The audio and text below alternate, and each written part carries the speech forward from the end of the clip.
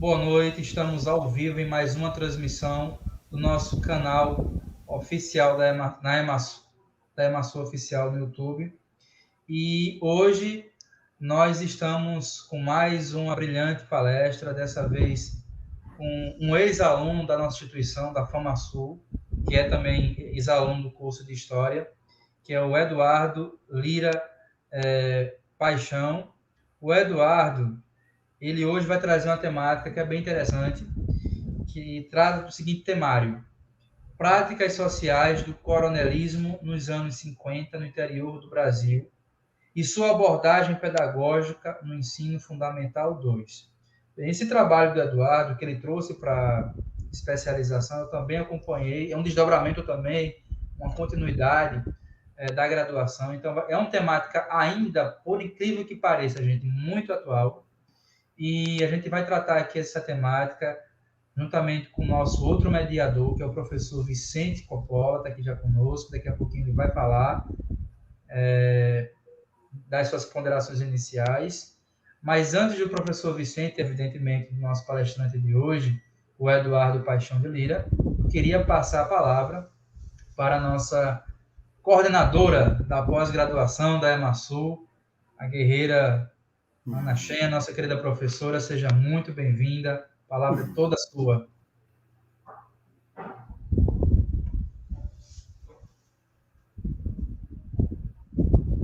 Nosso professor Eduardo Paixão.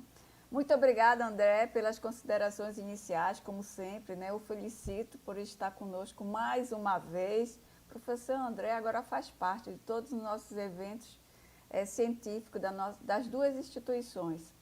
E conduzindo esses trabalhos nessa noite de grande aprendizagem para todos nós.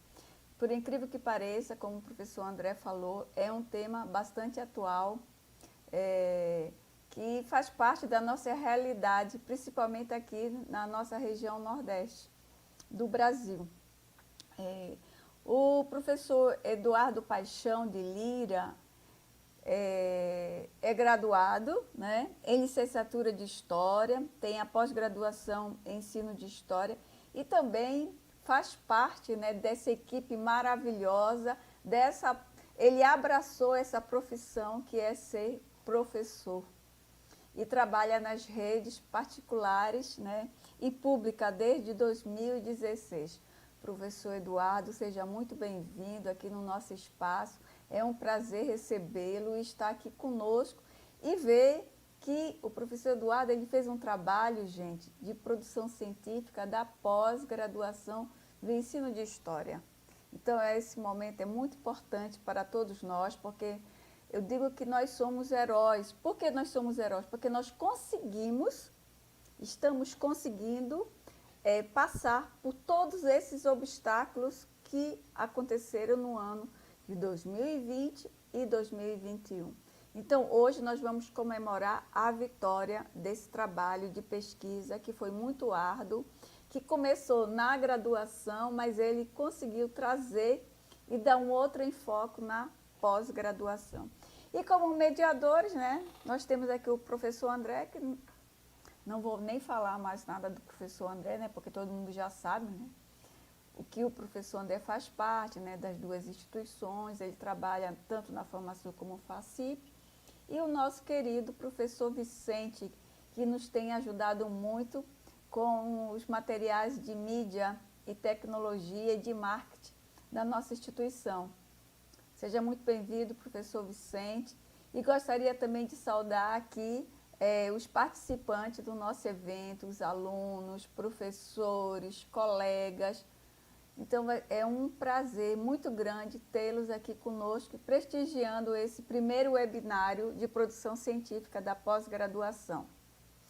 Bem-vindo a todos vocês e tenho certeza que vocês irão sair daqui com outro olhar sobre esse tema que o professor Eduardo Paixão irá abordar no nosso webinário. Muito bem, agora sim, professor Eduardo, seja muito bem-vindo. Já pode começar com suas ponderações iniciais e propriamente sua fala em relação à sua apresentação. À vontade. Muito obrigado, professor. Boa noite, pessoal. Boa noite aos demais colegas, professores. É um prazer imenso estar aqui participando desse webinário, principalmente porque eu fui aluno da FamaSul no curso de História. Pude fazer um trabalho através da orientação do professor Vilmar Carvalho, a quem agradeço bastante. Teve uma forte ajuda dele para que eu conseguisse realizar esse trabalho, esse artigo. Posteriormente, a professora Albertina Mello também me ajudou bastante na especialização. Então, assim, eu costumo dizer que na minha construção como professor, que é tão nova essa jornada minha, mas mesmo assim, cada professor que passou através da sala de aula pôde me ensinar. E não pense que foi pouco, foi bastante. Seja na forma de explicar, seja na forma de dominar o conteúdo, cada um tem sua respectiva contribuição. O professor André sabe bem disso, esteve comigo em sala de aula, foi meu professor, lecionou algumas disciplinas, então, só agradecer mesmo. Muito obrigado, professor. O acompanhamento também da nossa coordenadora e dos demais, assim como o professor Vicente, que faz parte da nossa querida FamaSul, a quem a gente abraça essa causa e vamos em frente. Então, vamos lá iniciar a nossa apresentação, onde eu vou me referir às práticas sociais do coronelismo nos anos 50 no interior do Brasil e sua abordagem pedagógica no ensino fundamental 2. Pode colocar aí, professor. Ok, deixa eu só abrir a minha tela aqui para ficar melhor, para que eu possa enxergar. Prontinho, ficou melhor. Então, justamente isso são as práticas sociais desse fenômeno social aí, que conhecemos bastante, né? Muito embora pensamos que ele tenha morrido no século XX, tenham enterrado as práticas sociais do coronelismo, mas infelizmente ainda é muito recente. E querendo ou não, nós que somos do interior sofremos com isso, e está presente em algumas questões aí que eu vou trazer, inclusive, um próprio trecho de um livro didático que nos mostra uma visão de uma forma diferente. Então, vamos lá, vamos iniciar essa nossa apresentação. Bom, primeiro de tudo, devemos observar qual é a ligação dos coronéis aos aspectos políticos e econômicos, porque, veja, muito se fala sobre o coronelismo, sobre a figura ríspida do coronel, mas muitas vezes não pensamos no poder que ele teve de influência nos aspectos políticos e econômicos. Eu destaco aí o primeiro ponto para os demais que estão nos assistindo, que fala sobre a constante movimentação política, social e econômica do interior. Esse fenômeno não existe datadamente quando se inicia. Quando eu me refiro a esse fenômeno, falo do coronelismo. Não existe uma data que ele inicie. Muito embora exista uma data que diga que ele chegou ao seu fim, né? Mais à frente falarei sobre isso. Fato é que cada vez mais os coronéis, no século XX principalmente, tiveram um forte poder na política. E aí nós devemos lembrar que eles sozinhos não governavam. Nós devemos lembrar que existia uma certa política de mãos dadas com políticos maiores. É aonde mais abaixo eu vou citar os famosos políticos de nome, né? O aspecto social, assim como a questão econômica.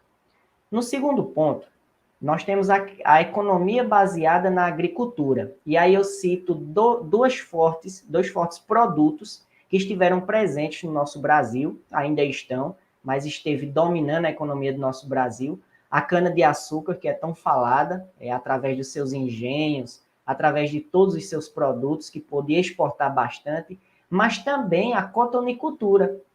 Por outro lado, a cotonicultura, muitas vezes, ela é esquecida quando vamos falar de um Brasil interiorano, né? Na verdade, a cotonicultura ela chegou a ultrapassar os níveis econômicos da cana-de-açúcar no Brasil. E quem diz isso não sou eu, é o Manuel Corrêa de Andrade, em um magnífico livro chamado A Terra e o Homem do Nordeste. Recomendo você buscar, tem ele em PDF. Hoje mesmo estive fazendo algumas consultas, consegui ele em PDF. E essa economia baseada na agricultura não permitia, por exemplo, a o camponês, né? O famoso camponês, podemos citar como camponês o homem do campo, ele não tinha essa liberdade, uma autonomia para que ele pudesse governar, uma vez que muitas vezes, muitos desses senhores estavam trabalhando no campo, mas não era dono de seu próprio campo. Servia a um certo senhor. E esse senhor, como foi citado anteriormente, teve o seu poder econômico para que ali pudesse controlar aquela sociedade. Então, a cotonicultura muito presente, inclusive no Agreste, eu que sou da cidade de Cupira, Pernambuco, aqui no Agreste foi muito presente essa economia algodoeira, né? Vem do algodão, e aí pôde perpetuar essa figura ríspida que conhecemos, os famosos coronéis. No ponto à frente, eu faço uma dualidade de pensamentos na seguinte questão: a política café com leite e o delay no interior nordestino, né? Primeiro de tudo, devemos analisar essa política do café com leite que participou do Brasil, através de duas grandes potências estaduais, chamada São Paulo e chamada Minas Gerais. Existia ali uma alternância no poder que fazia com que, principalmente, as minorias não tivessem um poder de mudar aquela situação, que as minorias não tivessem uma liberdade para que aquilo ali não pudesse ser perpetuado. Né? E eu coloco aí o delay no interior nordestino no que diz respeito ao seguinte: o delay, na semântica da palavra mesmo, traz como se fosse um atraso. Então, imagine que o interior nordestino estava, entre aspas, longe dessa política café com leite e acabou servindo como se tudo que acontecesse no Brasil chegasse depois ao Nordeste. Então, essa região, que muitos, às vezes, têm até uma visão pejorativa de atraso, o Nordeste é um atraso, essa visão que foi aí muito influenciada, inclusive, pela própria mídia, muitas vezes temos isso, mas como o Nordeste ele sofreu com esse delay. E aí uma das causas que faz o Nordeste sofrer com esse delay é justamente a política do café com leite, a qual temos políticos de grandes nomes, né? Mas aí vemos que no controle social interiorano nós vamos ter a figura do coronel, né? Eu não sei se os demais colegas que estão assistindo sabem dessa informação, pode parecer uma informação inicial, mas eu vou citar porque muitas vezes a gente não tem o conhecimento dessa informação. É a de que para que um coronel ele pudesse ser chamado, se tornado, né, um coronel, muitas vezes ele não havia a necessidade de passar pelo próprio exército, né, ou pela própria polícia. Muitas vezes o coronel era um grande latifundiário que detinha um grande poder financeiro e fazia a compra de sua patente através da Guarda Nacional. Foi instaurada aí no nosso Brasil a Guarda Nacional para que pudesse conter algumas rebeliões que ocorressem no Brasil de uma forma mais rápida, para que alguns soldados não precisassem se deslocar de regiões muito distantes. E vamos ver muitos desses coronéis, que também podem ser chamados de capitão, de tenente, até mesmo o doutor, o famoso doutor, né? Hoje em dia nós vemos isso, ainda existe essa questão.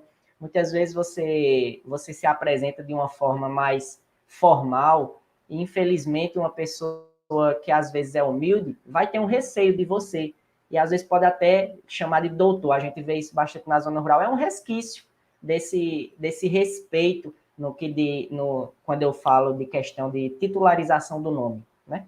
Mas vamos seguir. Então, o delay no interior nordestino, um dos motivos que causou isso, foi justamente essa política do café com leite. O seguinte ponto é sobre a ligação dos coronéis com políticos de nome. E aí eu grifo a palavra nome porque eu me refiro a políticos de nome, políticos respeitados pelo povo, políticos que têm uma condição social de influência muito grande. E os coronéis, eles poderiam conseguir isso. Então, imagine, por exemplo, que eu tinha um governador, né? Havia um governador, melhor dizendo, em que esse governador ele necessitava fazer várias visitas no interior de determinado estado para que ele pudesse conseguir a sua respectiva votação. É sabido até hoje mesmo, em campanhas eleitorais, que isso demanda bastante tempo, o qual muitas vezes o político ele não tem. Então, os políticos de nome vão tentar fazer alianças com esses coronéis para que eles possam influenciar a sua determinada região, fazendo com que aquela sua região, como eu posso dizer, esteja garantido os votos daquele povo. E aí eu coloco uma citação muito interessante de Vitor Nunes Leal, num livro dele chamado Coronelismo, Enxada e Voto. Um livro fenomenal. Eu conheci ele na graduação, esse livro, e me apaixonei. É um clássico da história. E aí você pode, inclusive, também adquirir em PDF. Você vai anotando. E a citação diz assim: a massa humana que tira a subsistência das suas terras, vive no mais lamentável estado de pobreza, ignorância e abandono. Diante dela, o coronel, perceba que o Victor Nunes Leal, ele trata o coronel com aspas, justamente por conta daquela questão da Guarda Nacional que eu citei, né? Diante dela, o coronel é rico. O roceiro vê sempre no coronel um homem rico, ainda que não o seja. Então, perceba que, por mais que um coronel ele não tivesse aí um grande poderio financeiro, mas simplesmente por ele ser uma pessoa influente, seja no campo político, seja no campo econômico, seja no campo social, esse homem iria ser visto como uma pessoa muito rica, né? Então, entenda aí na semântica de rico, cabendo vários sentidos, não só o sentido econômico. Seguindo, rico em comparação com sua pobreza, sem remédio. É, pois, para o próprio coronel que o roceiro apela nos momentos de apertura, comprando fiado em seu armazém para pagar a colheita, ou pedindo dinheiro nas mesmas condições para outras necessidades. Geralmente, quando eu vou abordar esse conteúdo, pessoal, na sala de aula, muitos alunos dizem assim: professor, nunca na minha vida que eu aceitava um coronel tá mandando no que eu fazer e decidindo tudo do local onde eu moro. Mas aí você tem que ter a seguinte noção: você não pode partir de uma ideia anacrônica, onde você vai pegar os seus juízos de valores atuais e jogar no passado. Isso aí seria um erro fatal na história. Você tem que entender que, por mais que hoje ainda existam algumas pessoas necessitadas, mas antigamente essa taxa ela era maior. As pessoas passavam realmente, daqui a pouco eu trago para vocês uma imagem de uma manchete de jornal e você vai ver a situação, principalmente aqui no Nordeste. O Nordeste ele tem um histórico de que sofremos bastante com a questão da seca, a própria questão política. Então, assim, imagine-se no local de um certo senhor desses, de um homem do campo desses, passando necessidades financeiras, muitas vezes tendo que alimentar a sua família, mas não tendo condições de alimentá-la. Então, quando surge essa saída para que apoie o coronel, para que ele tenha ali um certo apoio, uma certa saída, podemos ver assim, então, dessa forma, você acaba compreendendo que realmente é a única saída dele. É o único caminho que ele pode percorrer. É necessário que se quebre, por exemplo, a moral e a ética para que se consuma a saciedade. Eu posso dizer que para que alimente a sua família, ele pode quebrar essa questão de ética, essa questão de moral que a gente tanto trabalha, de não venda o seu voto, que realmente é algo extremamente antiético. Eu vejo como uma questão, me perdoe, de uma pessoa que não é muito sábia em fazer isso, mas o homem do campo, naquele período, principalmente, passando necessidade, ele não vai pensar duas vezes em vender seu voto, ou em trocar por um alimento, ou até mesmo ceder muitas de suas coisas para que ali ele possa alimentar a sua família. Então, é necessário que, principalmente em sala de aula, quando nós vamos abordar esse conteúdo, nós tenhamos esse cuidado de não jogar preceitos atuais em uma questão do passado, em um fato histórico, né? É passado este, que daqui a pouco veremos que há resquícios também aqui no presente. Mas vamos seguir. Então, o nosso próximo slide aborda, deixa-me ver, o coronelismo, sua vivência e a fome, né? Que eu abordei aí no slide também anterior. Então, vejam só, pessoal. Eu trouxe aí o primeiro ponto para vocês que dizem assim, Sim. Os livros didáticos nos remetem que tal fenômeno estava presente e decaiu no século XX, né? Então, veja, existe, através do livro didático, uma narrativa que encerra o coronelismo no século XX. Mais precisamente, se minha memória não falha, na década de 30. 1930, o livro didático vai dizer que ali o coronelismo ele já não tem mais forças, ele não segue, né? Ele vai trazer a narrativa como era naquele período, de uma forma como se tivesse encerrado. E aí eu trago, por exemplo, parafraseando Cervantes, que diz assim: a história é êmula do tempo, repositório dos fatos. testemunha do passado, exemplo do presente, advertência do futuro. Então, quando eu me refiro, ou melhor, quando Cervantes se refere a dizer que a história é uma émula do tempo, está dizendo que cada vez mais a história vai se superar. A história, ela não é cíclica, sabemos disso, mas a história, ela passa por momentos em que veste novas roupagens, né? Então, acaba perpetuando-se essa ideia. Muitas vezes, o coronel, ele não só segue a vida dele inteira naquilo, mas ele sozinho. Existe uma certa influência também de sua família, né? Passando ali, por exemplo, para um filho de um coronel, todas aquelas terras, todas aquelas ideias, e o filho do coronel sendo criado a partir daquela ideologia, logicamente, ele vai tentar seguir essa questão lógica, pelo menos, tendo, claro, exceções, mas que ali ele vai continuar. Então, Cervantes ele vai tratar a história dessa forma. Na sequência, eu coloco mais uma vez, como no slide anterior, mais uma vez uma dualidade de pensamentos. Perceba que no próximo tópico, eu coloco assim para vocês, ó, a fome da população versus a fome dos coronéis. Eu destaco de cores diferentes para ser uma forma mais didática de vocês entenderem. Porque a fome da população é aquela fome literal mesmo de alimento. Nós percebemos aí na primeira figura que tem nesse slide. Enquanto nós temos a fome dos coronéis, que era uma fome de poder.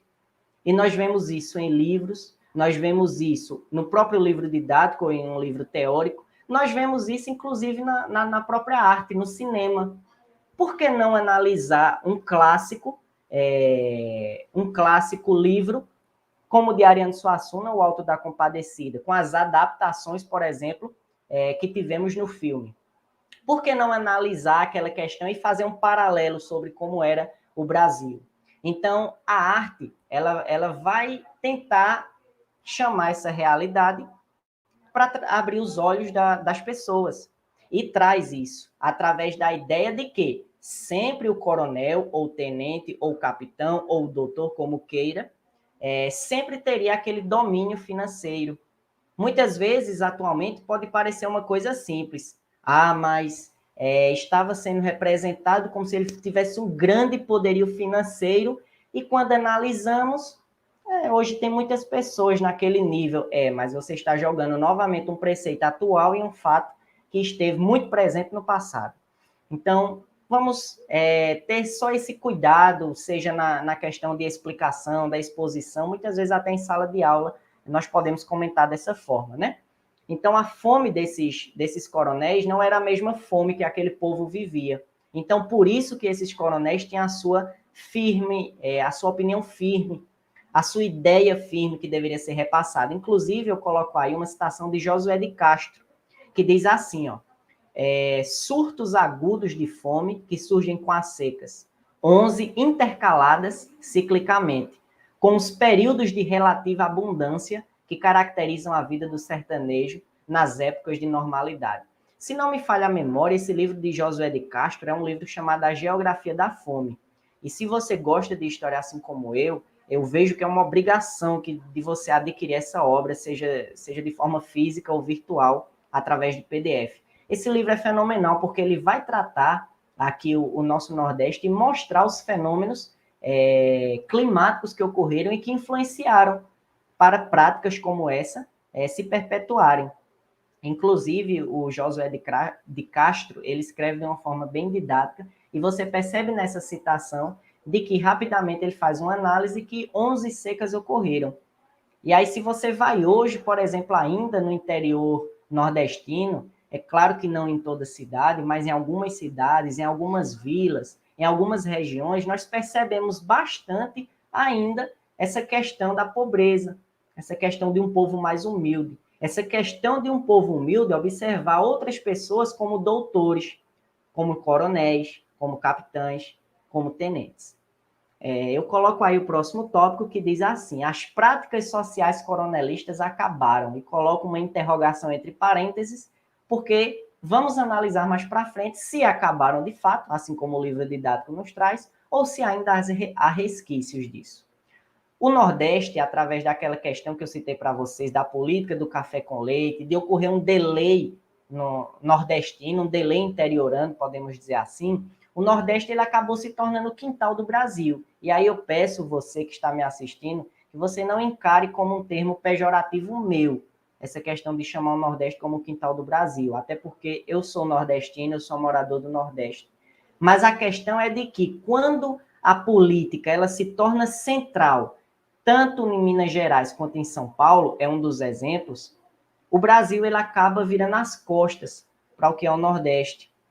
Ou a política ela acaba virando as costas para o que é o Nordeste. A questão econômica também dá as costas para o Nordeste, causando todo esse atraso. Observe aí a citação que eu coloquei de Vitor Nunes Leal. Eu trouxe para vocês várias citações, que é para vocês também, quando forem comentar sobre um conteúdo desse, vocês possam ter aí, assim como eu tive, um acesso a uma carga teórica, né? Veja a citação de Vitor Nunes Leal no livro Coronelismo, Inchado e Voto. Página 281, ele diz assim, ó. Como, todavia, não é possível apagar completamente as rivalidades locais, há sempre coronéis oposicionistas, a que tudo se nega e sobre cujas cabeças desaba o poder público, manejado pelos adversários. Então, perceba que existe uma questão da oposição, aí talvez você queira fazer uma analogia com o presente, dizer, professor, é por isso que existem as oposições hoje políticas, então eles também têm resquícios coronéis. Na verdade, a política ela sempre vai ter oposição, né? Não podemos nem ir tanto ao mar, nem tanto à terra. Na política sempre vai haver oposição. Mas entenda que, principalmente no interior nordestino, estavam ali coronéis querendo tomar o poder, já tinha coronéis no poder e estavam os de fora também querendo entrar nessa questão. Seguindo. Daí a crônica truculência da facção local governista, acompanhada muitas vezes de represálias. Pode voltar, professor, por favor. Muito obrigado. Muitas vezes de represálias. Daí também o favoritismo em relação aos 9 amigos do governo, tão pernicioso para a regularidade da administração municipal. Eu quero que você analise essa manchete do jornal, que está aí, essa segunda figura. Isso que vocês estão analisando aí, na verdade, não é um peixe, não é uma sardinha, me permita ser sarcástico com você, apesar de que é uma manchete séria, mas isso é um lagarto, gente. Isso aí que nós estamos vendo foi noticiado no Jornal do Brasil, se não me falha a memória, foi na década de 80, me perdoe, eu não coloquei a data, e aí fala que os cearenses comem lagarto para não morrer de fome. Vocês têm noção do que é isso? Muitas vezes hoje, com o acesso às redes sociais, nós acabamos vendo vários vídeos aí aleatórios, né? Muitas pessoas fazendo várias coisas para ganhar curtidas, aí a gente vê fulano fazendo isso, fazendo aquilo, mas aí esse senhor, ele está com a única tentativa de matar a sua fome, né? Fome esta que não eram iguais à dos coronéis. Era uma fome literal de alimento. E você percebe aí no rosto desse senhor o retrato do que foi esse Nordeste, do que foi esse interior. Pode passar, professor.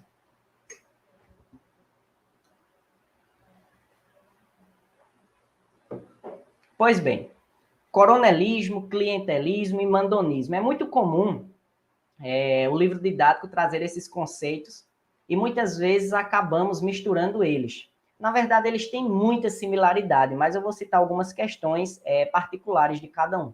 O coronelismo, o qual conhecemos bastante, ele tem algumas raízes tanto no clientelismo quanto no mandonismo. Por exemplo, através da semântica palavra do clientelismo, nós podemos perceber que nos lembra cliente. E aí você diz, professor, mas como é que eu tenho uma ideia de cliente numa prática social que foi o fenômeno coronelismo? Eu não estou entendendo. Vou citar para você de uma forma bem simples e didática. Quando eu falo sobre o clientelismo, eu estou me referindo a um político, seja ele de nome ou seja até mesmo o próprio coronel, trazer o eleitor como um próprio cliente. Ou seja, não é tão estranho você analisar um político hoje dizendo o seguinte, fulano, eu estou aqui, não estou para comprar seu voto, até porque isso é uma questão antiética, mas no que precisar, conte comigo. E aí, geralmente, algumas pessoas, né, dizem, mas eu estou precisando tanto de tal coisa. Aí o político responde, então podemos conseguir isso, vamos analisar. Começar aquele, como nós nordestinos dizemos, né, comendo pelas beiradas. Começar rodeando. Então, essa é a questão. O político ele vai tratar o eleitor de uma forma como se fosse um cliente. E aí eu faço uma pergunta retórica, que você vai pensar, mas eu tenho certeza que você vai conseguir chegar a essa resposta. O que seria esse produto? Ou melhor, o que seria o pagamento que esse cliente iria pagar? Porque a lógica do clientelismo é, existe alguém que vende algo, ou que te dá algo, mas você deve algo em troca. E aí, obviamente, como estamos falando de uma questão política, essa questão de dar algo em troca se refere justamente ao seu voto, que talvez você pense que é algo sem poder, é algo simples, é algo que pode ser trocado em uma certa quantia, em uma questão de valores, ou até mesmo uma questão que você, sei lá, que você pense que pode trocar, né, de uma forma bastante antiética. Mas, repito, muitos senhores do campo fizeram isso, muitas pessoas que trabalhavam a estes senhores fizeram isso, não por ser antiético, não por tentar ter ali uma vantagem indevida, mas para que pudesse se alimentar. Então, o clientelismo ele vai ter essa base e eu jogo a setinha aí para o mandonismo. E aí o mandonismo, ele vai também trabalhar com a semântica da palavra, porque nos remete a uma ideia de mandão. E acredite, podemos nos referir, sim, a essas pessoas como o mandão. Essa questão do mandonismo nos refere àqueles políticos de uma forma mais ríspida mesmo. É aqui onde, quando você fala, por exemplo, para um aluno do ensino fundamental 2, mais precisamente de um nono ano, quando ele está encerrando o ciclo, e aí você diz assim, me diga aí o que é que você acha dos coronéis que existiram, aspas, no Brasil. Me digam aí, por favor, quais são as características dos coronéis. E aí os alunos vão dizer, olha, professor, é aquele aluno, ou melhor, perdão, é aquele político em que ele tem uma fama mais rígida, é aquele que decide pelo povo e não está nem aí. E o mandonismo, ele baseia-se justamente nessa ideia. Mas esse mandonismo, ele precisa estar conectado ao coronelismo, por quê? Porque nem sempre no mandonismo eu vou ter a política de um coronel.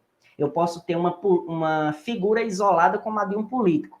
E perceba que há aqui nesta figura que eu trago para vocês um ciclo. Porque eu vou ter o mandão conectado ao coronel juntamente com o clientelismo, ou seja, com o cliente que vai retribuir através de seu voto. É um momento cíclico que está presente em nossa história. Pode passar, professor. Pois bem, vamos continuar. O coronelismo no ensino fundamental 2, né? Talvez você estava aí dizendo, o tema era sobre fundamental 2, o professor está fazendo um aprofundamento sobre a questão do coronel, mas é para termos uma base melhor, né?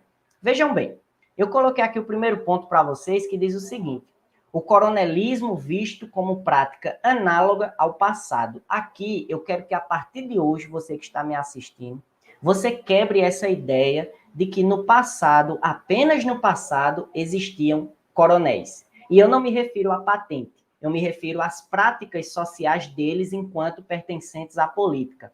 Perceba que ainda é muito comum vermos políticos, seja ao nível municipal, estadual, até mesmo federal, políticos que têm aquela certa rigidez, políticos que ainda têm uma linguagem como se estivessem no século passado. E pasmem, ainda há um povo, assim como aqueles sofridos homens do campo, sofridos trabalhadores, que ainda aceitam essas práticas. No segundo ponto, nós temos o seguinte: eu trago para vocês ao lado do slide um trecho, um recorte de um livro didático. Eu citei como exemplo a FTD, mas não quer dizer que apenas a FTD traz o coronelismo dessa forma. Eu fiz uma análise com a editora Ática, observei também a Moderna, e aí, para que não ficasse um slide muito extenso, eu trouxe apenas um recorte da FTD de um livro do Fundamental 2 de História do nono ano. E aí, observe no trecho, quando eu trago o primeiro parágrafo que diz assim, ó: para conquistar e manter o poder, os políticos saídos das famílias mais poderosas de cada estado induziam os eleitores a votar nos candidatos por eles indicados. Muitos desses políticos eram grandes fazendeiros e coronéis da Guarda Nacional, assim como foi citado lá no início do nosso vídeo, né? Da nossa live. Daí serem chamados de coronéis. Então, veja, quando eu grifo aí induziam, eu grifo por dois motivos. O primeiro motivo é para se referir há uma questão do passado. Perceba que o livro ele traz uma narrativa como se fosse um fato antigo, porque a história ela vai ter essa fama, né?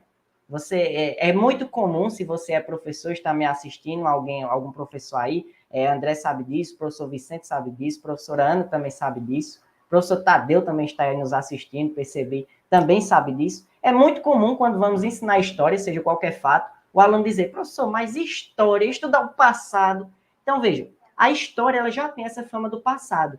E a narrativa, através do livro didático, assegura que foi um fato apenas passado, né? Então, essa aí já é uma questão que nós podemos quebrar durante uma exposição na sala de aula. Mas perceba o segundo ponto que é que eu digo a vocês. Não deve se contrariar tais fontes, porém, deve se complementar que os resquícios desse fenômeno social ainda está presente em muitas cidades do interior. Então, é claro, pessoal, que nós não podemos, por exemplo, endemonizar um livro didático e dizer que o livro didático está trazendo uma informação errada, uma informação equivocada, de nenhuma forma. É apenas uma forma mais didática de observar e mostrar ao aluno. Professor, então se é uma forma mais didática, então quem é que poderia trazer para o aluno que ainda existem resquícios desse coronelismo na sociedade? O próprio professor em sala de aula. Eu costumo dizer que o livro didático, pessoal, ele não é uma cartilha para que você tenha que seguir vírgula por vírgula. O livro didático, ele não é um manual de normas. O livro didático, ele é um auxiliar, um documento que vai ajudar a assegurar a sua fala. Então, o livro didático, ele tem seu papel de importância, mas também o professor em sala de aula. Não podemos deixar que apenas o livro didático seja o professor em sala de aula, mas que seja um auxílio ao professor, auxílio este tão importante, e vemos cada vez mais livros maravilhosos vindo aí para a sala de aula, né? Tivemos algumas reformas aí através da BNCC, Base Nacional Comum Curricular, e vamos tentar nos adequar a essa questão. Mas seguindo, eu não vou ler esse segundo parágrafo todo aí para vocês. Depois podem pausar o vídeo, acompanhar direitinho, mas eu quero pegar o período ali após a palavrinha voto de cabresto.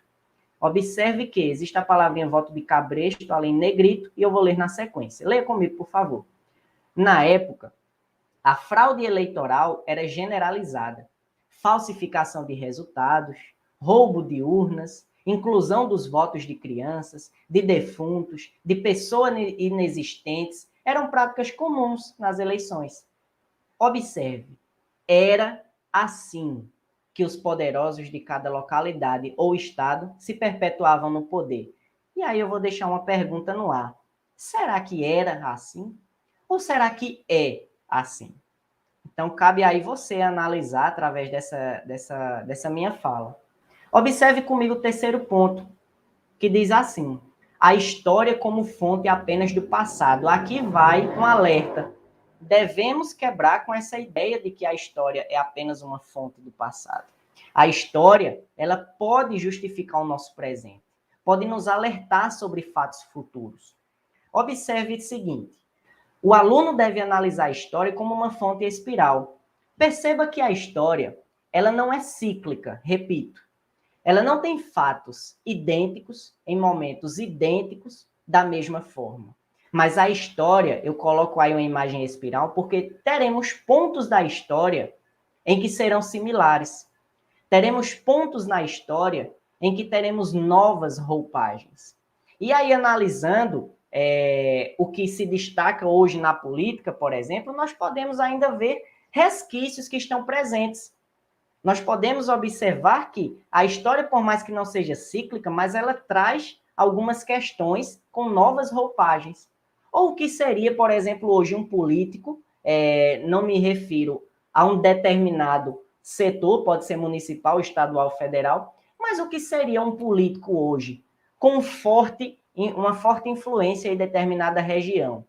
Com a questão de ser ríspido, com a questão de não ligar para a população no que diz respeito ao que a população sente, mas ele saber o que a população precisa, como se ele tivesse ali uma bola de cristal, e nós fazemos essa analogia, por exemplo, com um coronel que existiu durante essa questão da Guarda Nacional, durante, por exemplo, né, não só existiu na política do café com leite, mas aqui eu trago novamente, porque é apenas um recorte histórico para que podemos nos situar melhor, do que seria esse coronel ali.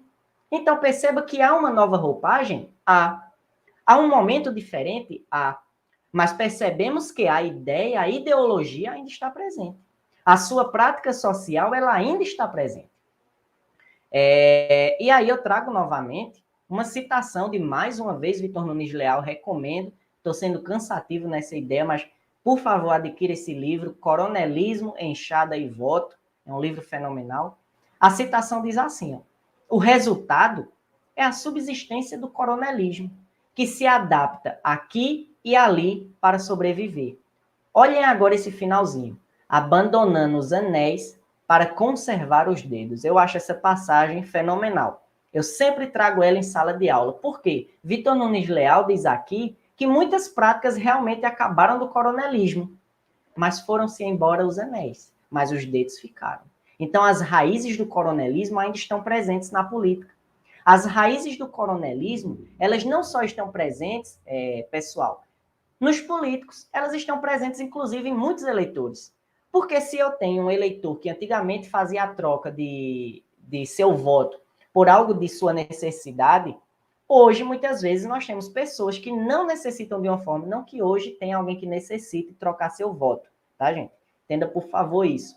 Mas entenda que, hoje, existem pessoas que, quando é período eleitoral, é período de ganhar dinheiro, é período de ganhar bonanças, é período de prosperar em cima de questões políticas, o que, ou seja, um pensamento bastante retrógrado, mas ainda presente. E você vê que Vitor Nunes Leal diz isso quando? Ele diz em 1948. É isso que eu acho muito interessante. Comprova que a história, ela pode não ser cíclica, mas ela é espiral. Ela nos mostra momentos que existem novas roupagens. E aí eu vou pedir só para o professor André voltar no segundo slide, porque eu gostaria de destacar uma questão bastante interessante através da imagem. Exatamente aí, professor. Muito obrigado. Nessa imagem, nós vemos um coronel bastante conhecido na história interiorana, que é o coronel Francisco Heráclio, o famoso Chico Heráclio, que existiu lá na cidade de Limoeiro. Fica a aproximadamente 100 quilômetros aqui da minha cidade, Cupira, Pernambuco, essa região. E aí eu quero que você preste atenção neste senhor que está próximo ao Chico Heráclio. Muitos alunos, repito, me perguntam, professor, como é que alguns desses homens nunca se revoltaram com o coronel? Se revoltaram. Mas eu quero que você perceba a diferença entre a postura de ambos, tanto do coronel quanto deste senhor que está ao lado do coronel Chico Heráclio. Eu quero que você perceba a diferença de roupagens. Eu quero que você entenda que muitas vezes este coronel serviu, claro que para ter o seu interesse político ali por trás, né? A sua questão política, mas muitas vezes um coronel desse, ele serviu a um homem desse. Então, um homem desse, ele jamais iria trair um coronel, o que fazia o coronelismo se perpetuar no interior. Então, era isso que eu gostaria de destacar. Essa imagem eu acho ela muito interessante. E aí, eu peço que o professor coloque aí no meu último slide, no slide da página 6. Deixa eu ver, é isso mesmo. Slide da página 6. E aí eu trago para vocês como é que eu posso dizer? Uma estante, né, de livros que eu utilizei para fazer minha pesquisa na graduação, alguns dos livros que eu utilizei aí na especialização, até mesmo quando eu terminei a minha especialização, porque esse é um conteúdo em que me chama muita atenção e eu continuei lendo, né? Nós temos aí o Manuel Corrêa de Andrade, A Terra e o Homem do Nordeste, como segundo livro aparecendo. Nós temos o Burzíndice, não sei se a pronúncia é dessa forma. Se estiver errado, me perdoe, por favor, quem estiver assistindo. Esse livro, chamado Poder dos Donos, quem me emprestou ele foi o professor Vilmar Carvalho, a quem sou bastante grato. Livro fenomenal e traz muito conteúdo. Nós temos aí o Josué de Castro, com a Geografia da Fome, o Coronelismo, Enxada e Voto, Vitor Nunes Leal. Esse é o livro que eu disse a vocês que, para mim, é um livro fantástico. Não que os outros não sejam, gosto bastante dos outros, inclusive do Manuel Corrêa de Andrade. Você tem o do Marco Antônio Villa, Vida e Morte no Sertão. E você tem o José Murilo de Carvalho, que eu tentei achar uma imagem dessa referência que eu busquei aí embaixo. E do livro eu não achei, porque se trata, na verdade, de um recorte de um artigo, né? Então, para que não fosse injusto com o José Murilo, eu trouxe uma imagem dele aí com seus livros. Fica aqui algumas recomendações para que vocês possam ler. E me desculpe se eu me estendi muito, é que quando eu estou explicando o conteúdo, principalmente de história, eu acabo me empolgando. Peço desculpas se houve algum equívoco meu, seja na fala, seja na explicação do conteúdo na exposição, mas agradeço desde já você ter a paciência de ter me ouvido.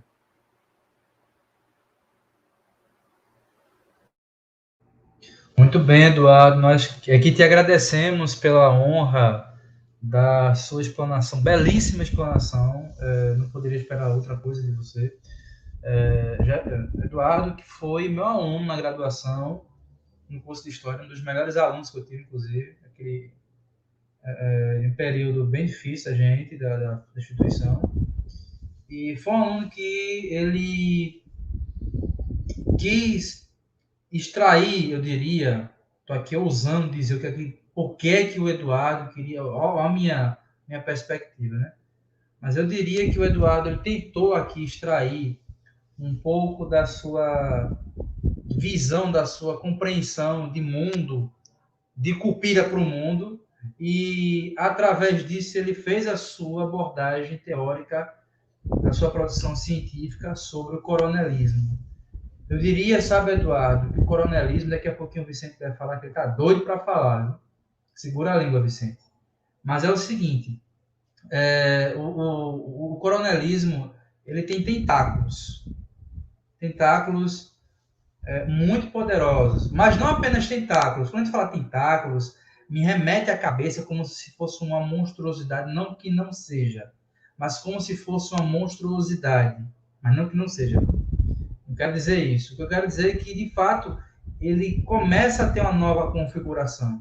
Ele começa a ter uma nova identificação. E você tão belamente traz isso aqui para ele. Ah, beleza. Eles não têm mais aqueles estereótipos como antigamente. A imagem mudou, a linguagem mudou, mas a forma e a maneira de oprimir, eu diria que até avançou, viu? Mas daqui a pouquinho eu vou te cutucar um pouco sobre isso. Antes desse meu comentário inicial aqui, eu quero falar alguma coisinha contigo. Eu já quero passar para o Vicente, para que o Vicente possa fazer as suas ponderações. Daqui a pouquinho eu também vou fazer as minhas. Mas antes que o Vicente faça suas colocações, eu queria aqui fazer um registro de alguns comentários aqui no chat, de pelo menos 3 comentários. 2, logo de um ex-professor nosso da casa, Tadeu Batista, um grande amigo, inclusive. Ele coloca que é um tema muito interessante, parabéns, professor Eduardo Paixão, e o outro, ele fala sobre que era uma prática comum os coronéis terem muitos afilhados roceiros. E uma última pessoa aqui que comentou foi o professor Elifas Lira, não conheço, acho que deve ser do conhecimento do Eduardo. É meu irmão, professor. Meu irmão. Pelo nome, né, tá explicado. Ele coloca o seguinte, o professor Jefferson Evânio, que também é o professor da casa, da FamaSul, curso de História, doutorando em Educação, inclusive, destaca essa cristalização do populismo em sua pesquisa. Coaduna com a pesquisa do professor Eduardo Paixão. De fato, o Jefferson tem uma contribuição bem interessante a esse respeito. Não sei se depois o Eduardo pode até tocar uma figurinha com ele para uma eventual seleção de mestrado, que eu acho que ele já está passando do tempo de fazer. Mas essa é uma opinião minha, esse quem tem que decidir é o Eduardo. E aí, novamente, o professor Tadeu Batista comenta, parabéns, professor Eduardo Paixão, pela apresentação. Agora sim, Vicente, você pode fazer suas ponderações, daqui a pouquinho eu cutuco o Eduardo para a gente aí fazer uma conversa aí bem interessante. À vontade, Vicente.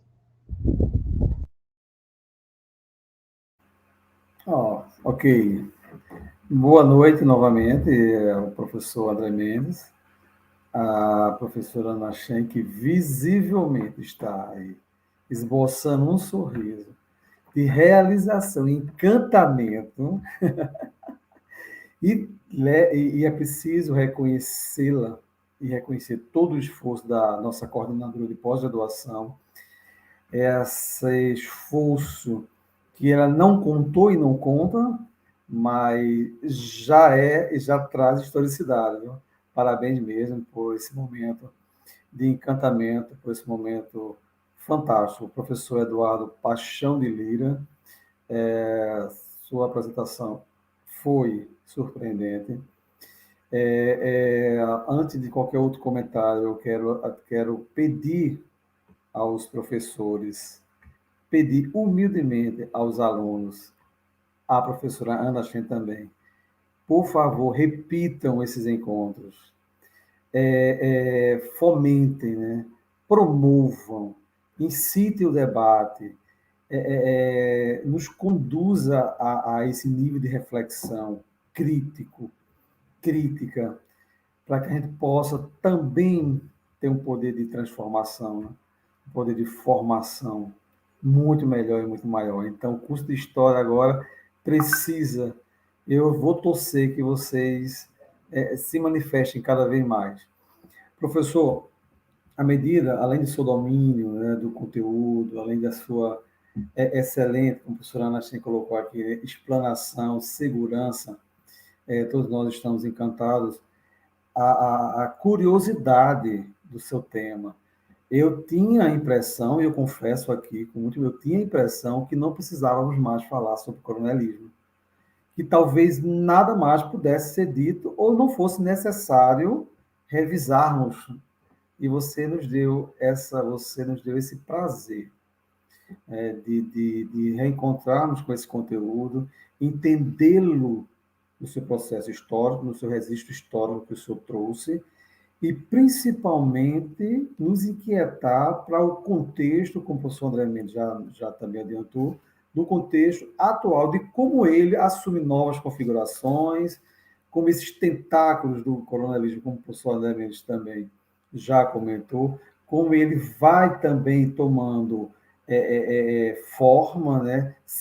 Como nós também, enquanto eleitores, reproduzimos, lógico, tudo com essa nossa sensação, né, de autonomia intelectual, de autonomia teórica, mas eu estou aqui muito inquietado. Tanto é que, à medida que você foi falando, eu fui fazendo algumas anotações, que nós não vamos fazer nenhum debate aqui, mas você me levou a três grandes questões. Nós não vamos aqui abrir para esse debate, mas quando você trouxe, né, e tão bem colocou, o livro didático permite esse olhar crítico, né, e capaz dessa formação transformadora? Seria uma pergunta quando você traz o trecho do livro e faz a sua análise. Outra grande questão para mim que você me trouxe e me inquietou é qual o papel do professor em tempos de censura, né? O pensamento crítico, ou principalmente nesse momento de debate sobre o papel da escola, a escola sem partido, né? Como nós poderemos atuar buscando essa consciência crítica, essa prática, essa ação transformadora, sem esse posicionamento, como ser imparcial, né? Como não se inquietar. E, por último, a imagem me trouxe, estou morando em uma área muito pobre, professor Eduardo. Conheço Cupira muito bem, eu Cupira, e sou de Laje Grande, Catende. Então, assim, acompanhei, sou filho de fornecedores, sei o impacto que a cana e a herança da cultura da cana-de-açúcar, mas o que hoje eu gostaria de concluir é como estamos reproduzindo o coronelismo, né? Como vamos identificar e como vamos nos posicionar diante dessas novas configurações. Então, são inquietações necessárias e que precisamos, né? Precisamos sim ser inquietados para nós sairmos dessa passividade. A nossa hoje passividade, eu posso até ousar dizer que ela soa até um pouco irresponsável, né? Então, nós estamos sendo convidados, e a sua fala e a sua pesquisa nos reafirma isso. Nós estamos sendo convidados a nos posicionarmos. Não vivemos em tempos em que a minha omissão possa ser aceitável ou tolerável, muito pelo contrário. E quando nós temos uma pesquisa com esse nível de apresentação, esse nível de, essa abordagem e as suas referências só enriquecem mais ainda e dão sustentação e validade teórica e acadêmica, então eu só posso concluir dizer ao professor e dizer a todos nós, e dizer à professora Ana Chem, professor André Mendes, que meus profundos parabéns e admiração e respeito, professor Eduardo. Forte abraço, espero vir outras vezes, viu? Eu espero que a Ana Chem também me convide para outras vezes, viu? Um abraço a todos. Muito bem, depois com essa recomendação do Vicente, professor Vicente, sem dúvidas que a Ana, estou falando por ela, viu? Mas acho que ela vai sim chamá-lo, evidentemente, professor Vicente, e outras vezes, para toda a oportunidade, sem dúvida alguma. Antes de passar a bola para o professor Eduardo, eu queria perguntá-lo se ele queria já responder as questões do Vicente, ou espera que eu faça as minhas. Como é que você prefere? Responder tudo de uma vez só. Professor, eu sou novo, eu tenho memória ruim. Se eu não responder agora, eu esqueço. Então fique à vontade. Muito obrigado, professor Vicente. Eu fico lisonjeado em receber tanto elogio, fico até sem jeito. Mas muito obrigado mesmo. O senhor se refere à questão de como o professor, qual o papel do livro didático, melhor dizendo, em sala de aula. Não foi isso? Eu interpretei bem? Foi isso? Pronto. A questão do professor, a questão do livro didático em sala de aula, eu reitero o que eu falei em minha apresentação. Eu não vejo o livro, muitas vezes, como uma cartilha. Me perdoe a ausência, mas muitas vezes existem professores que dizem, não, mas eu tenho que bater esse conteúdo assim, assim, assim, assim. Eu não vejo essa extrema necessidade. Porque quem escreveu o livro foi um professor, assim como nós somos professores. Então, eu vejo que o professor ele deve, obrigatoriamente, utilizar o seu livro didático, mas como um apoio. Utilizar o livro didático como um recurso e não como uma exigência. Então, a partir dessa ideia, o livro didático ele vai ter, sim, seu papel de importância. Já na outra questão, eu interpretei que o senhor me perguntou em relação a de como é o papel do ponto de vista do professor em um momento de escola sem partido, em um momento dessa crítica a você ter uma ideologia em sala de aula. É isso, né, professor?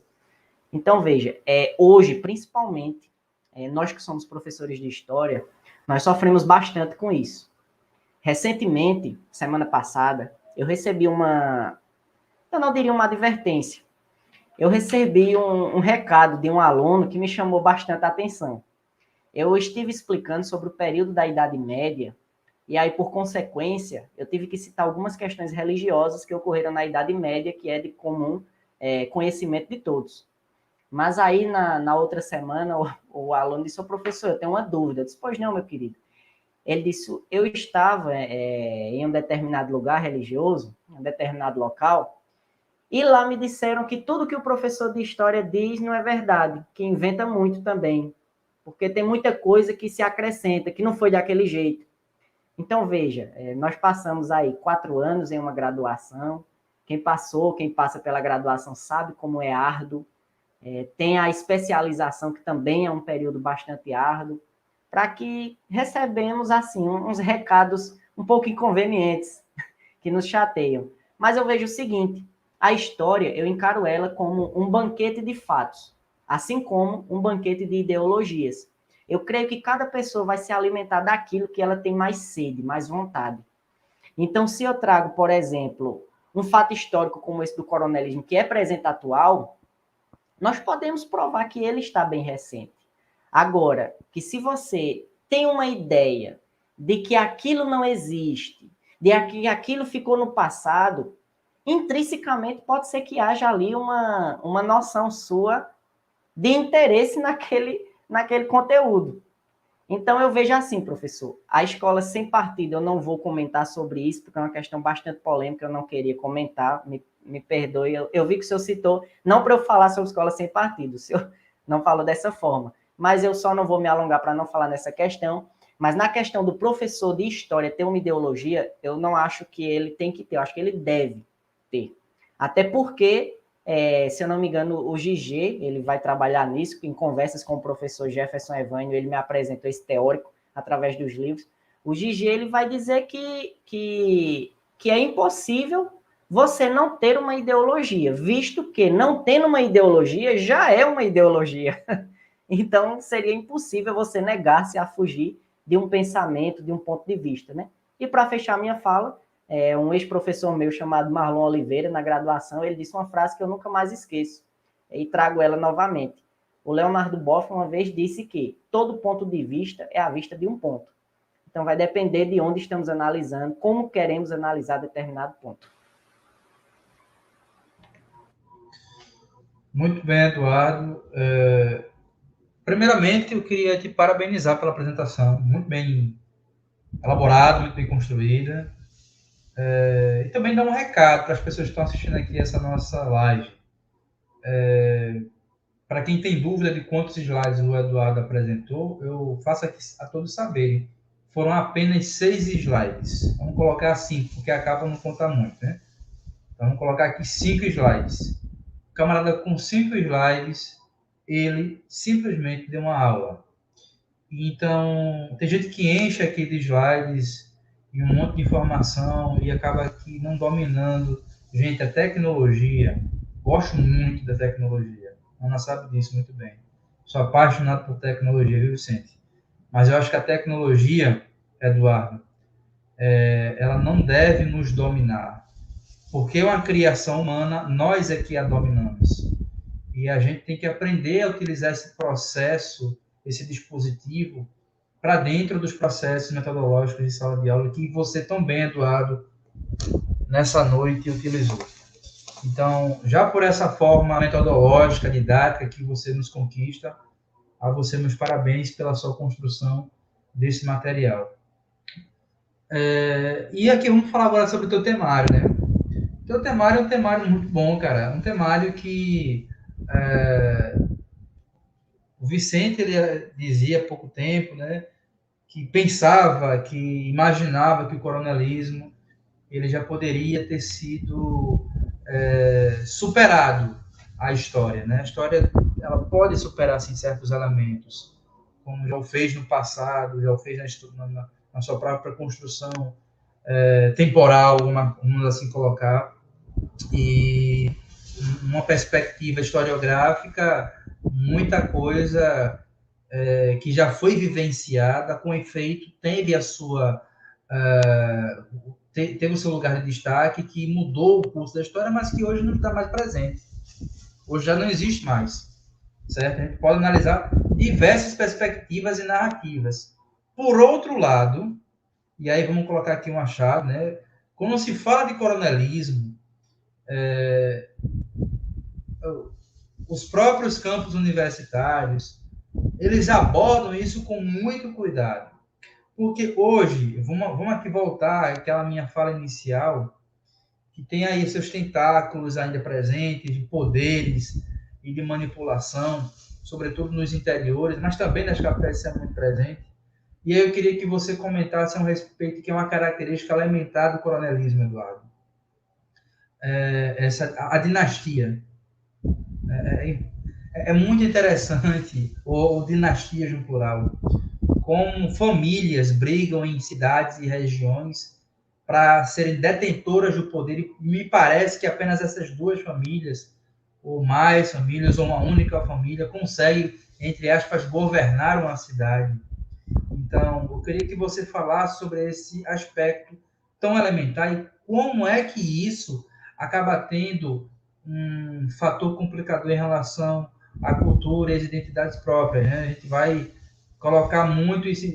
O Maranhão, por exemplo, por 40 anos foi governado por uma família. 40 anos. Você sabe o que é isso, gente? Eu não estou falando de uma cidadezinha. Não estou falando de... É um estado da federação. O Maranhão. Governado 40 anos por uma família. Isso é muito forte. Certo? Ou você pega, por exemplo... Você vai pegar, por exemplo, aqui na região da nossa Mata Sul de Pernambuco, o norte das Alagoas, Agreste isso ainda é muito forte, Sertão isso ainda é muito forte, como as famílias elas têm essas práticas de governabilidade. E o quanto que isso acaba não levando ao desenvolvimento daquela localidade, daquela regionalidade, mas acaba levando, sobretudo, apenas uma troca de favores e conchavos entre familiares. Essa perspectiva é muito ainda forte. E são essas pessoas que falam, sobretudo, ainda hoje, sobre o que significa a família de bem, o cidadão de bem, nessa perspectiva tão presente hoje, sobre ideologia. Ideologia é uma palavra que, muito antes de ela ser tratada hoje, já é discutida secularmente aqui, principalmente na filosofia, né? Mas acaba entrando na história também. E me parece que é uma banalização aqui da ideologia nesse sentido também. O que significa a ideia de você falar ou discorrer até de ser um coronel, nessa perspectiva.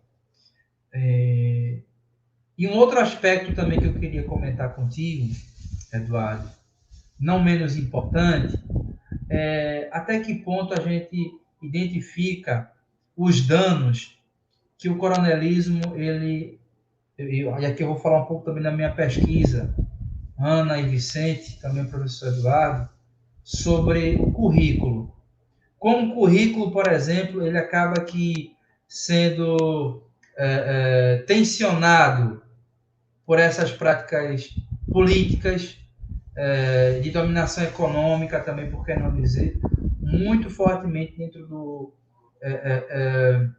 não apenas do PNLD, que é o Programa Nacional do Livro Didático, mas também dentro, nos interiores, até que ponto a gente vai ver o currículo sendo forçado a ser trabalhado certas práticas ainda dos coronéis. Uma roupagem, evidentemente, nova, com a linguagem outra, mas ainda sendo trabalhado. Que danos isso pode trazer ao currículo? E, por fim, e aí sim eu já vou encerrando aqui a minha fala, nessa perspectiva da sua apresentação, que está sendo uma apresentação muito boa, e penso também que na sua defesa deve ser nessa perspectiva também. Como é que você aborda essa dimensão populista? Porque isso é um temário muito... Eu não via essa palavra presente aí na sua apresentação, muito embora você trouxe no seu texto da graduação o termo populismo. E aí, Eduardo, eu acho interessante que você já comece a abordar sobre isso. Porque o populismo também é um tema muito atual. De quando em vez ele sempre aparece, nem bate a porta e está lá, a gente tem que conviver com ele, com o populismo, seja ele de direita, seja de esquerda, seja de esta ou aquela oposição. Então, o coronelismo, ele é também ele tem essa conotação populista muito forte. Enfim, como é que você pensa, como é que você, a partir das suas pesquisas, analisa até que ponto a gente pode perceber e observar as fissuras que o populismo ele pode causar a uma educação republicana, a um Estado republicano, que pouco nós discutimos isso ainda no Brasil. É bem verdade que a República surge já com um golpe. Ela golpeia aí a família imperial para se tomar posse, sem conversar com o povo, para colocar uma elite branca no poder, e esquecendo das minorias negras, quilombolas, ribeirinhas, certo? Das mulheres. E é isso que a República já foi fundada assim, e muito com o apoio dos coronéis. Os primeiros, vamos colocar assim, republicanos no Brasil, republicanos não no sentido de república, eu quero colocar, sentido bem mais forte, mas os republicanos que instauraram a república no Brasil foram coronéis. Então, até que ponto também a educação republicana, ela perde, e acho que é um pouco concatenada com o currículo que eu acabei de falar aqui para você, com essa perspectiva, com essa abordagem, que esses tentáculos aí do coronelismo vão se expandindo e se permeando no contexto social aqui do Nordeste. Eu tinha mais perguntas, mas de maneira mais elementares, eram essas que eu queria aqui te direcionar. Era isso. Fique à vontade. Ok, professor, obrigado mais uma vez pelos elogios, muito obrigado. Quando o senhor se refere no primeiro ponto, é justamente sobre a dinastia das famílias perpetuadas através do coronelismo, não é isso? Quando eu observo essa questão da dinastia, eu percebo que, mais uma vez, é uma característica que não encerrou-se, principalmente porque, analisando a questão histórica, nós observamos, principalmente aqui no Nordeste, estados como Pernambuco, Alagoas, principalmente em Alagoas, nós temos ainda aquela ideia de, fulano é de família tal, então ele deve ter um voto tal. É muito comum, principalmente em nossa região, ouvirmos pessoas dizendo que vão apoiar determinado candidato, independente de seu cargo legislativo, mas que irão apoiar simplesmente por conta do sobrenome. Então, parando e analisando, o que será que o Poder Legislativo ele tem a oferecer? Ele tem que nos oferecer um apoio. Ele tem que nos oferecer as leis, a sua aprovação ou recusação, ou a recusa. Mas tem que se necessariamente analisar o Poder Legislativo com o que ele pode contribuir para a sociedade, não em perpetuar sujeitos por conta de seu sobrenome, né? Para não cair naquele velho ditado, filho de peixe, peixinho é. Mas isso aí não vai se aplicar na política. Em muitos campos isso não vai se aplicar.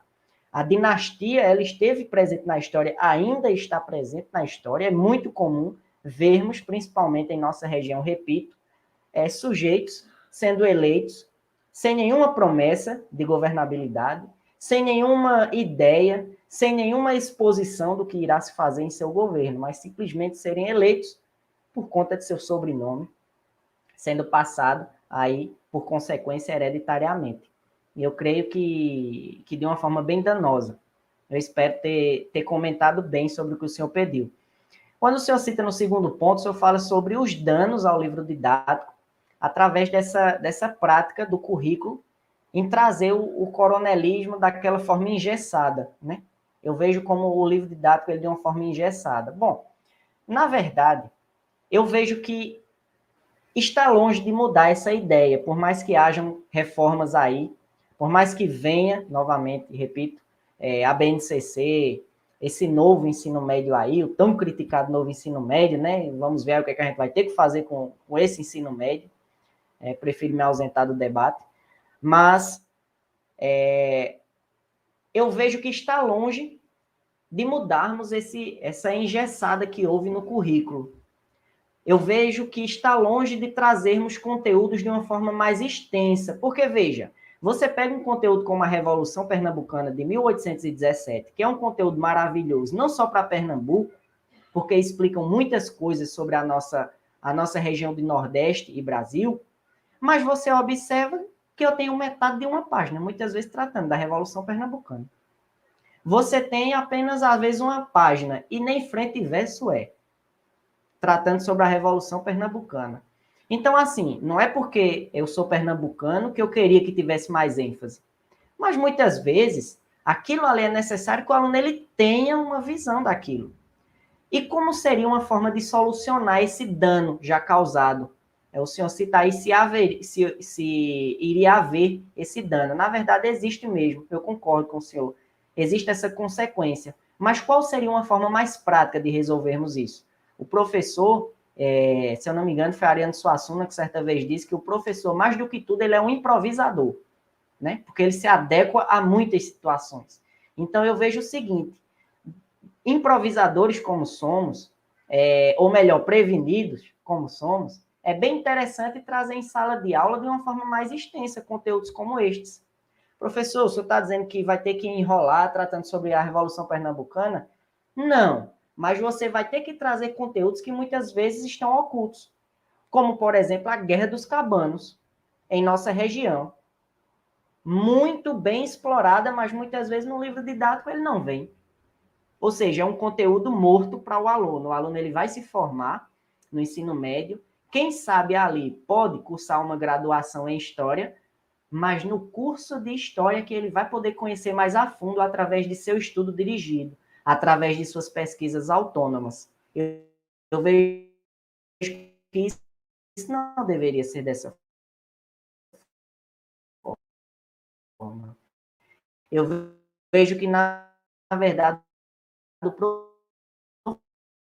professor de fundamental e médio deveria trazer.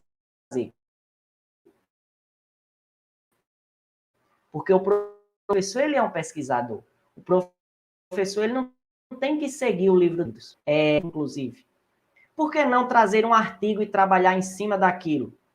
Então, eu percebo que há essa necessidade extrema, existem esses danos, mas o professor, ele também tem que trazer esse conteúdo.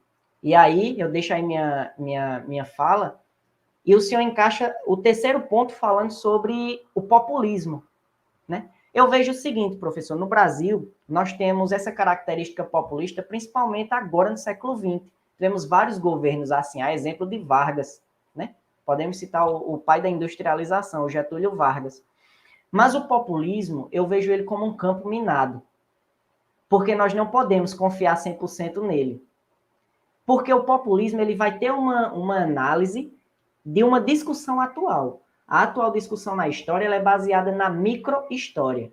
E aqui deixe-me fazer apenas um paralelo entre a macro-história e a micro-história. A macro-história é essa que a gente está acostumado a falar. De falar de determinado acontecimento e só falar de um sujeito, aquele que se destacou. E esquecer muitas vezes do pobre, esquecer muitas vezes do próprio negro, esquecer muitas vezes das minorias. Então, quando pegamos o inverso e analisamos pela micro-história, para observar aqueles sujeitos que são esquecidos muitas vezes, eles vão estar presentes em debates políticos de populistas, na luta pelas minorias, na luta pelo povo, na luta pelo esquecido. Porém, muitas vezes, é o que eu disse, nós andamos em um campo minado. Porque será que realmente aquele que pretende legislar ou executar, ele vai seguir aquilo que ele disse? Então, não tem como prevermos.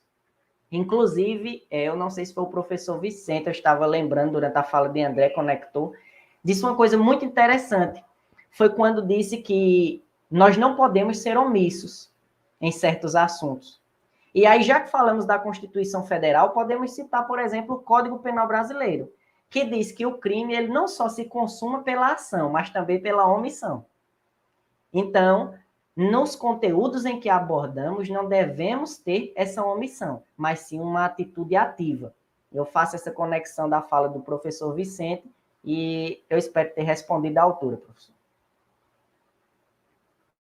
Sim, evidentemente você respondeu, Eduardo, pelo menos para a minha perspectiva, não sei do Vicente, espero que sim, mas acho que sim está balançando na cabeça, né? Mas, assim, isso é para mostrar a vocês um pouco como é profunda as raízes que o coronelismo ele aplica para a gente. Não é só na política apenas, a gente, na economia, no desenvolvimento social, mas são em outros fatores bem elementares. Eu trouxe aqui um campo da educação, pode ter trazido o campo da saúde, etc. Um monte de coisa aqui que o coronelismo acaba aqui minando, que eu acho que você também poderia falar um pouco sobre isso, Eduardo, mas não agora, evidentemente.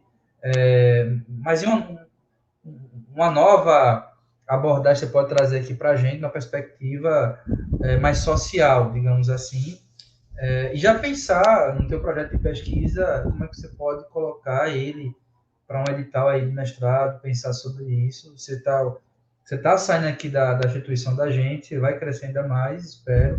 Você é um professor jovem, professor ainda promissor, muito promissor, eu diria, e que traz uma perspectiva muito, muito interessante. Está aqui também presente o André, seu colega de classe, também foi meu aluno, tá aqui no chat comentando, disse que parou de estudar para te ouvir, já apareceu, né? Mas volta a estudar depois, viu, André? Então vamos lá, certo? Ana, vejam você como é tão importante aí, né? A gente pesquisar ainda sobre um temário atual, mas que ele traz uma perspectiva outra, uma perspectiva diferente, e como isso acaba implicando em tantos setores da sociedade, do Estado, né? Que é bem importante.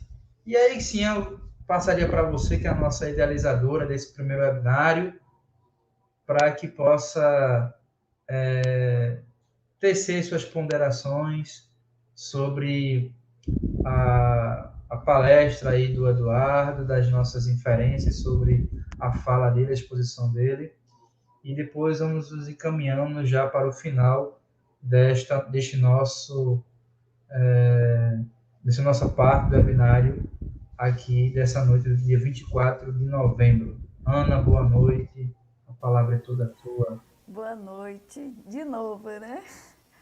Eduardo, eu tô assim, muito orgulhosa e estou muito feliz de você ter aceito o nosso convite. No primeiro momento você aceitou, depois ia desistir, depois voltou atrás. Olha, que trabalho, que desenvoltura que você tem para apresentar o seu trabalho e segurança. Eu estava falando aqui no nosso grupo, né? Você está de parabéns e é um tema que, quando a gente pode observar, como o professor André falou, tem muitos tentáculos. E eu estava aqui só pensando, analisando, quando você falou, fez algumas abordagens com relação ao livro didático, né?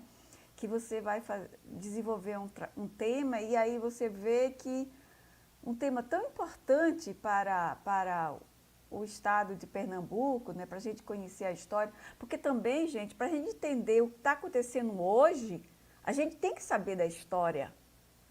Então, como é que você não vai estudar história se você não consegue entender o que é que está acontecendo na atualidade? E é engraçado que a gente já teve em outras mesas de debate, outras discussões com relação ao livro didático. Mas, gente, o livro didático, ele é escrito por professores, sim.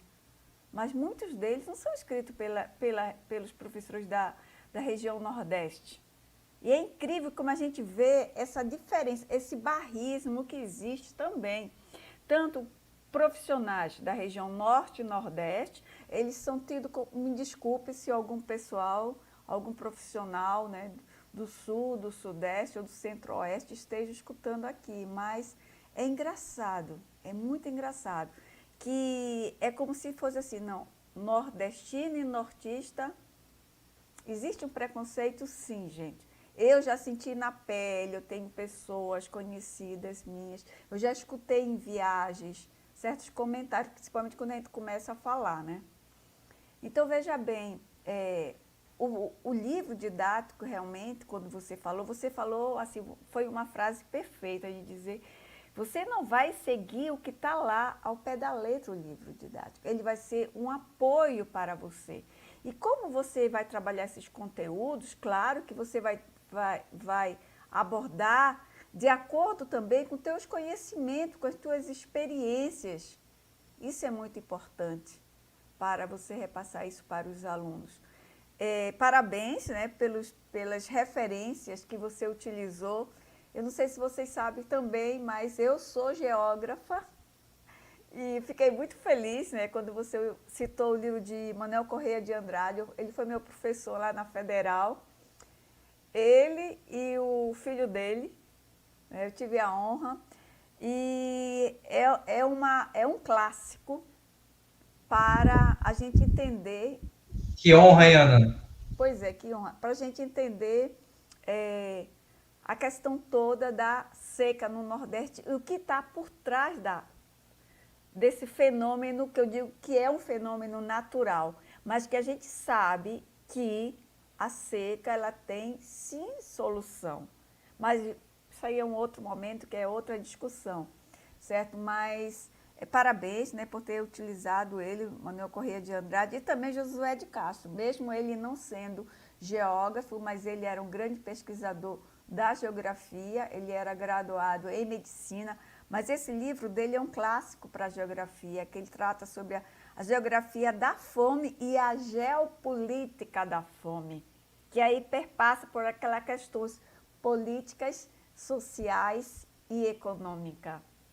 Muito, muito feliz, viu? Muito feliz pelo seu trabalho, pelo seu tema. Isso aí demonstra que a gente está certo, essa nossa luta de vocês estarem aqui hoje participando desse momento muito importante para a nossa autarquia, para Mata Sul. Então, parabéns, Eduardo, parabéns mesmo. E com certeza, eu digo para você, não pare. Já encaminhe logo o seu projeto para um mestrado, para um doutorado. E nós queremos ser convidados para poder prestigiar esse momento com você. Deixa eu ver outra coisa que você falou sobre... Assim, eu anotei alguns pontos, né, sobre...